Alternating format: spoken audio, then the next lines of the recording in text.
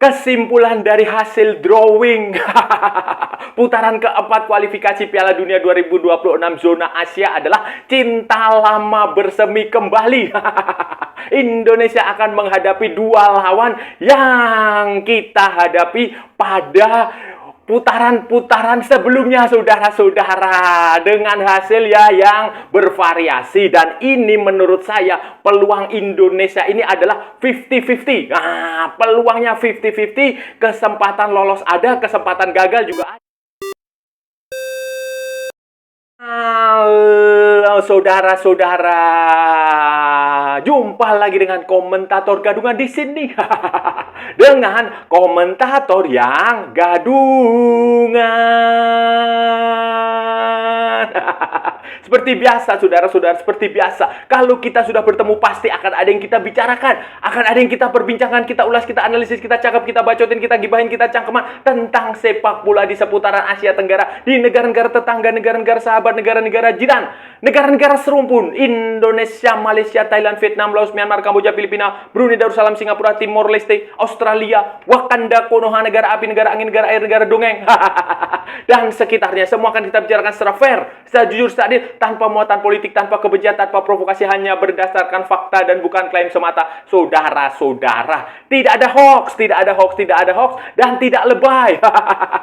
Baik yang sudah lama sekali maupun yang terkini, saudara-saudara. Bebas, bebas, bebas, bebas, bebas, bebas, bebas. Yang penting sopan.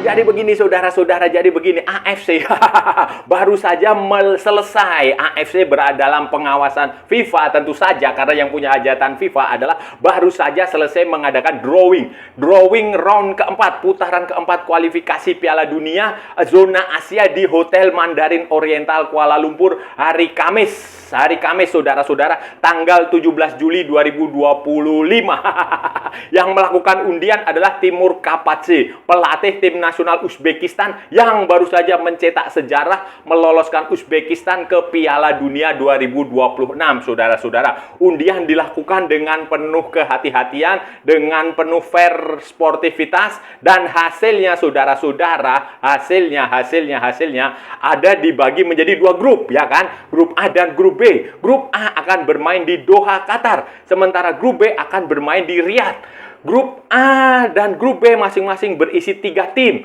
Juara-juara grup itu otomatis lolos ke Piala Dunia di Amerika Serikat, Kanada dan Meksiko. Sementara runner-up-nya akan bertarung menghadapi playoff 2 leg untuk mendapatkan tiket playoff interzone.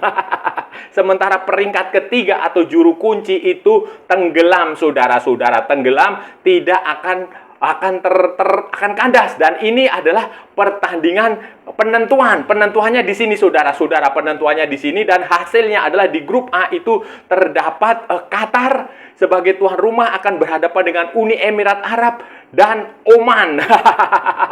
Oman, saudara-saudara. Sementara di grup B, saudara-saudara, ada Arab Saudi, ada Irak, dan ada Indonesia, saudara-saudara. Pertandingannya nanti akan digelar terpusat tanggal 8 Oktober, tanggal 11 Oktober, dan tanggal 14 Oktober di grup A. Sementara di grup B itu tanggal 8, ya sama saja sih, 8, 11, dan 14 Oktober 2025, saudara.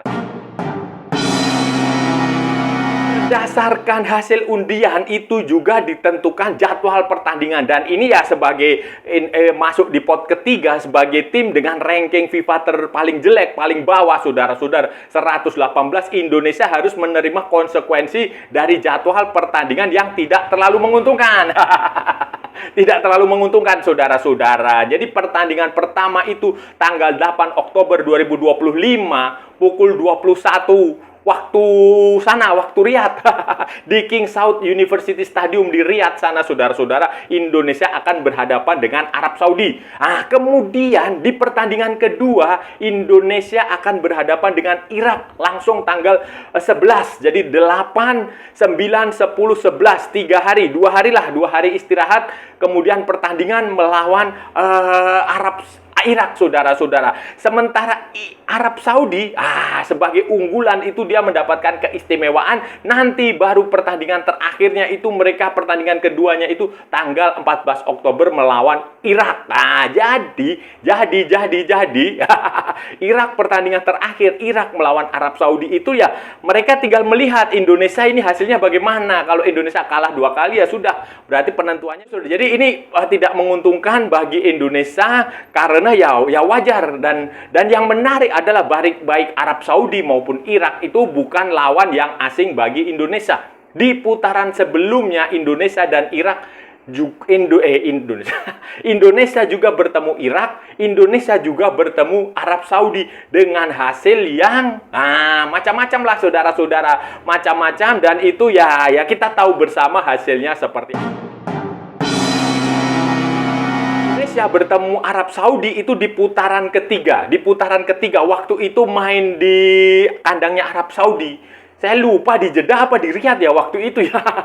Itu hasilnya kan waktu itu kita imbang. Di pertandingan pertama imbang itu waktu itu pelatihnya masih Roberto Mancini. Akibat hasil imbang itu kemudian hasil buruk lagi berikutnya Roberto Mancini kemudian diganti oleh Hervé Renard, pelatih yang membawa Arab Saudi mengalahkan Argentina di Piala Dunia 2022 itu dipanggil lagi. Dan ketika pertandingan di Jakarta putaran keduanya, leg keduanya itu Indonesia berhasil mengalahkan Arab Saudi asuhan Hervé Renard. Ketika itu Indonesia dilatih oleh Sintayong, saudara-saudara. Kalau saudara-saudara ingat kan itu kemenangan di Jakarta lawan Arab Saudi itu setelah kejadian yang ya begitulah.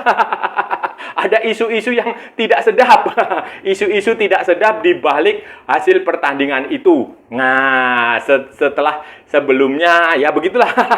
Gak usah diungkit-ungkit lagi, saudara-saudara, itu sudah masa lalu. Dan sementara dengan Irak itu Indonesia juga bertemu di putaran kedua. Putaran kedua waktu itu kalau nggak salah main di Basra ya. Basra Indonesia kalah. Kemudian main di Jakarta Indonesia kalah juga. Indonesia menangnya cuma lawan Vietnam dan Filipina kalau nggak salah waktu itu. Itu ya kalah juga 2 kali. Indonesia dan Irak juga bertemu waktu Piala Asia.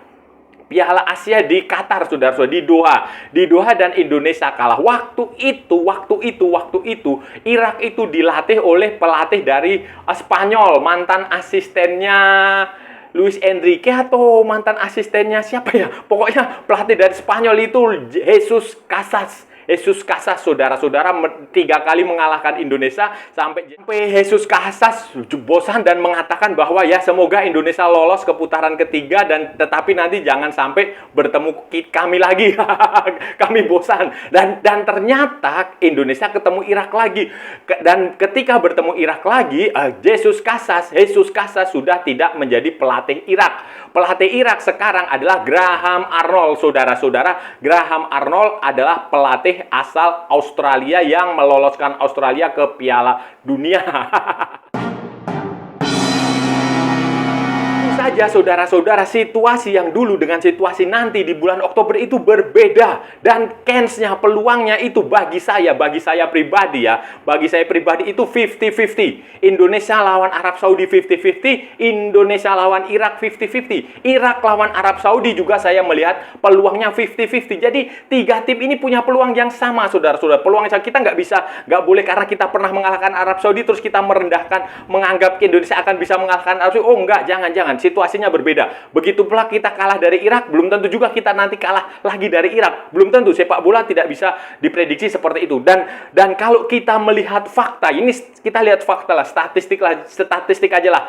Arab Saudi ini sebelum nanti melakukan pertandingan di bulan Oktober itu telah melakukan sejumlah pertandingan persahabatan. Pertandingan persahabatan, pertandingan macam-macam lah. Pertandingan resmi juga mereka tampil di Gold Cup CONCACAF seperti yang saya bilang bilang tadi, mereka di Gold Cup CONCACAF itu juga hasilnya lumayan saudara-saudara, mengalahkan Haiti 1-0, kalah dari Amerika Serikat 0-1, kemudian bermain imbang 1-1 dengan Trinidad and Tobago, lolos dari fase grup, lolos ke perempat final. Sayangnya mereka di perempat final kalah dari Meksiko yang kemudian menjadi juara setelah mengalahkan Amerika Serikat di final. Kemudian nanti di bulan September itu, FIFA Matchday September, Arab Saudi merencanakan pertandingan persahabatan, 1 kali pertandingan persahabatan melawan Czech Republic.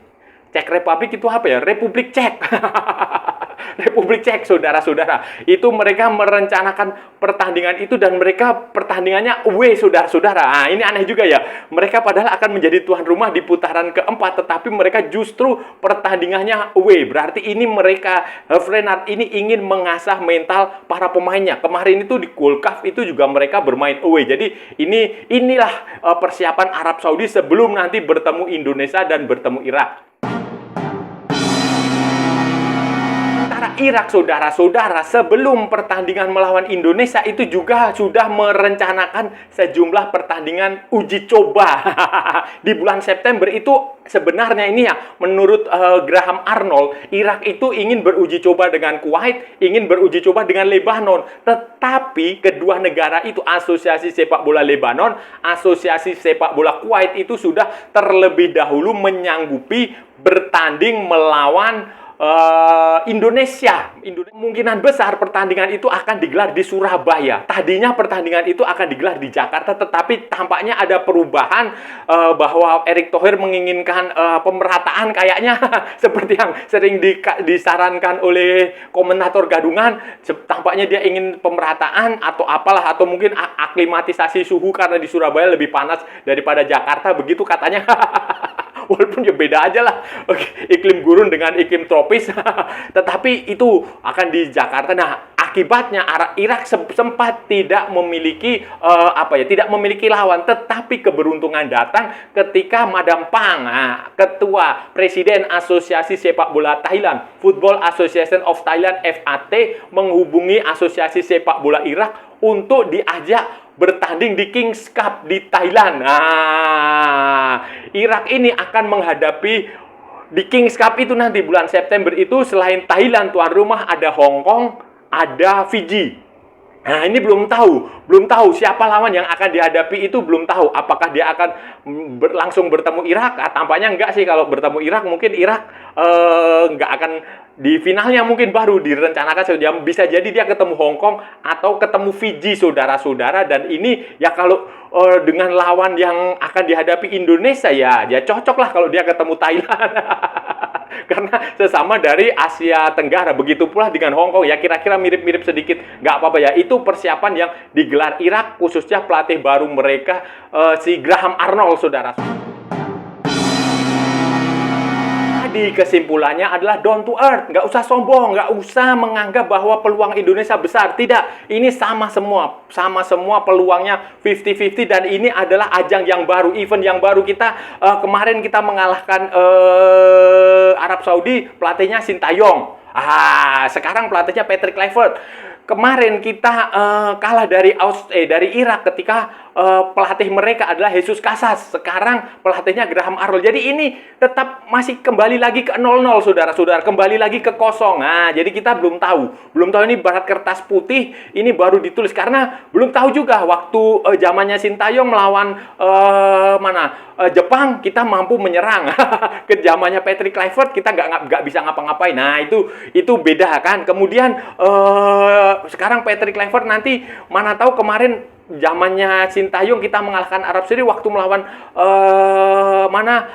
zamannya Patrick Kluivert bisa saja kita kalah, kita nggak tahu. Begitu pula waktu melawan Irak zamannya Sintayong kita kalah, mana tahu nanti di zamannya Patrick Kluivert ini kita menang. Itu yang perlu kita waspadai. Kita harus tetap down to earth, tidak usah berlebihan, tidak usah sesumbar di media sosial, khususnya bagi supporter-supporter yang baru menggemari sepak bola sejak zamannya Sintayong.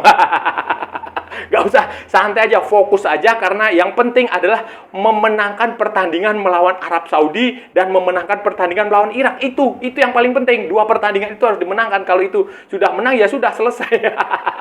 Tetapi kan itu tidak mudah. Jadi tetap saja fokus, jaga para pemain. Kalau Oleh Romney cedera September dia nggak bisa main, nggak apa-apa. Yang penting nanti Oktober dia bisa main. Gitu saja, saudara-saudara. Begitu pula pemain-pemain yang lain yang sekarang masih belum punya klub, ya. Diusahakan tetap menjadi kompetitif di Eropa supaya nanti di bulan Oktober itu mereka benar-benar dalam peak performance. Saudara-saudara, itu tadi pembahasan kita hari ini. Kita sudah bicara panjang lebar dari A sampai Z, dari barat sampai ke timur, dari utara sampai ke selatan, dari Sabang sampai Merauke, dari Pulau Rote sampai Pulau Miangas. Semua sudah kita perbincangkan, semua sudah kita ulas, semua sudah kita analisis, semua sudah kita cakap, semua sudah kita bacotin. Semuanya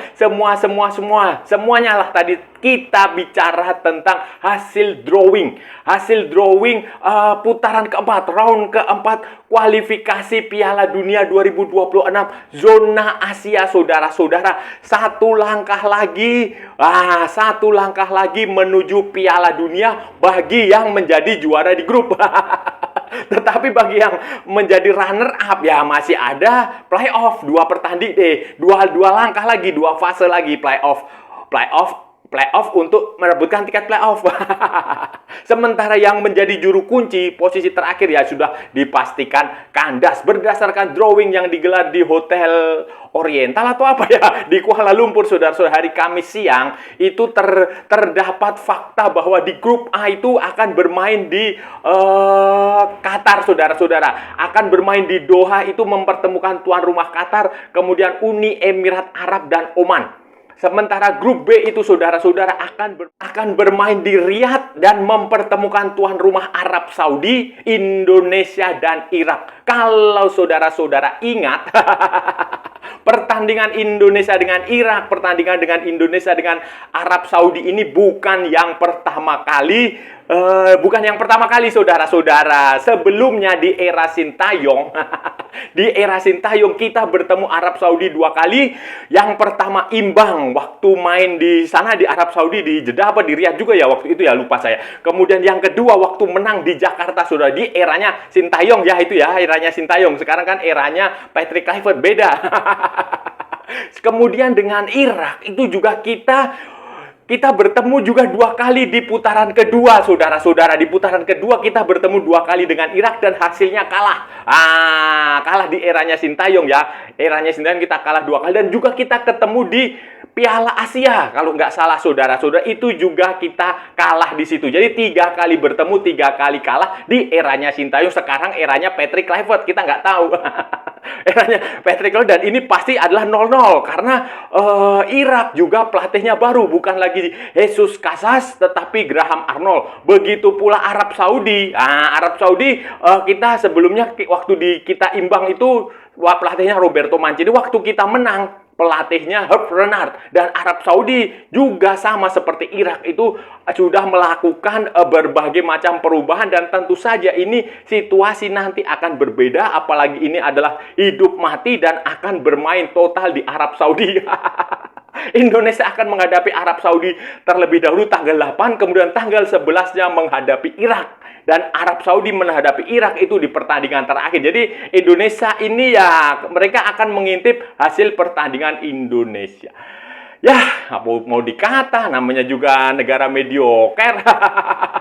Pot ketiga, rankingnya paling bawah dari semua 6 peserta ini, ya mau gimana lagi. Tapi ya kita doakan saja supaya ini mental pemain terasah dan berjuang untuk mendapatkan kemenangan dan lolos ke Piala Dunia. Ini harus lolos. Kalau nanti melewati playoff itu lebih berat lagi, karena kita akan melawan interzone, saudara-saudara. Bisa kita ketemu dari Amerika Utara, Tengah, dan Karibia, bisa ketemu dengan Amerika Selatan, bisa ketemu dengan Afrika. Kalau ketemu dengan Oceania ya gampang. Dan saya rasa sudah cukup ya pembahasan kita kali ini. Kalau ada salah-salah ya mohon maaf. Namanya juga gadungan, saudara-saudara. Wajar kalau gadungan itu salah, tetapi kalau benar berarti sebuah kebenaran. Kalau saudara-saudara merasa channel ini bermanfaat, berguna, menghibur, menginspirasi, silahkan like, share, dan subscribe. Tapi kalau tidak, saudara-saudara, abaikan saja, skip, jangan ditonton, tetapi jangan nyampah. Jangan membuat komentar-komentar yang menghina, menghujat, melecehkan, merendahkan orang maupun negara lain. Dan jangan posting iklan judi di sini. Nanti saya ditangkap polisi. Ikuti juga akun media sosial komentator gadungan, ada di Instagram, ada di Facebook, dan ada di TikTok yang bukan TikTok Shop, saudara-saudaraku semuanya. Oke, sampai bertemu lagi di edisi berikutnya dengan tema-tema yang jauh lebih tidak bermanfaat, dengan tema-tema yang jauh lebih tidak berguna, dengan tema-tema yang jauh lebih membagongkan. Salam olahraga dan merdeka!